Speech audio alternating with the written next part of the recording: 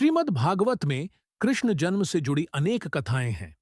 ऐसी मान्यता है कि किसी देवता, किसी भगवान को उनके बालपन वाले रूप में दर्शन करना अपने आप में एक अत्यंत दुर्लभ घटना है, जिसके लिए देवता लोग भी युगों तक राह देखते हैं।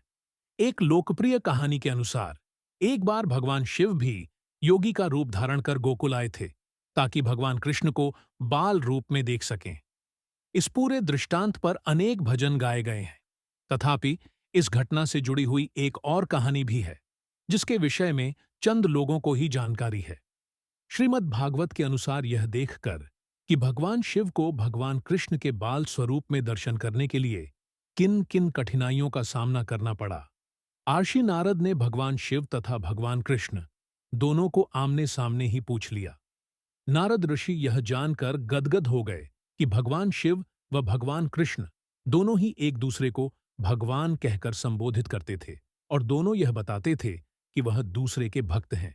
उस समय ऋषि नारद ने उन दोनों से विनती की कि आखिर कौन किसका भक्त है, यह सच्चाई बताई जाए। तब भगवान शिव ने प्रकट किया कि वे तो हमेशा से ही भगवान कृष्ण के भक्त रहे हैं और जिस जिस रूप में उन्होंने अवतार लिया है, शिव ने एक भक्त बनकर सेवक के रूप में कृष्ण की सेवा की है। भगवान शिव ने यह भी सूचना दी कि वे तो भगवान कृष्ण के सबसे बड़े भक्त हैं।